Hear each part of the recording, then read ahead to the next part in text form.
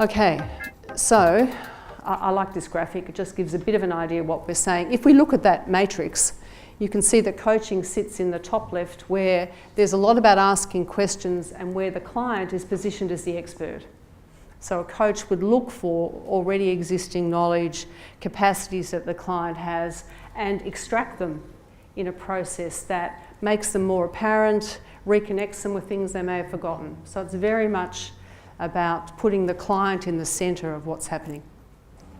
Whereas if you look at the mentor in the, I guess it's pink or mauve or lilac there, it's a bit hard to see, it's more down the end where the mentor is more of an expert and more about telling. So if we think back to that definition that mentoring is about, is it teaching and sharing experience and advising? My experience of coaching tells me that apart from the advising, most coaching has an element of mentoring in it. And I'll tell you that from a couple of perspectives.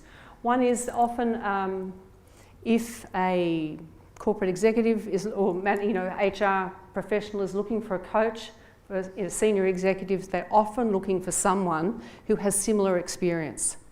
They're actually looking, even though they don't say it, someone who's trod the path. They don't use the word mentor, but there's something about a ticket to entry that you have to have some sort of experience that the client sees as fits you for that particular role.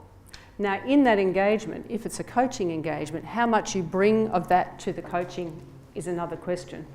Often it is used just as understanding the context in which your client's working so that you can ask the particular questions that are most relevant.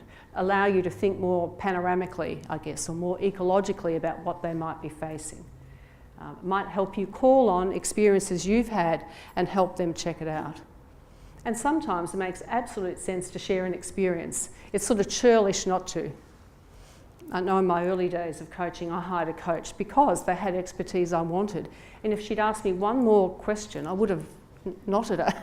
In fact, I did want help. I wanted that as well. So, it's about how that's managed. So in corporate coaching, quite often, because the umbrella is coaching, that is the default way that you work with a client, and offering some ideas, offering a suggestion, sharing experience, telling a story is also very helpful. Though in coaching it's offered, it's not forced.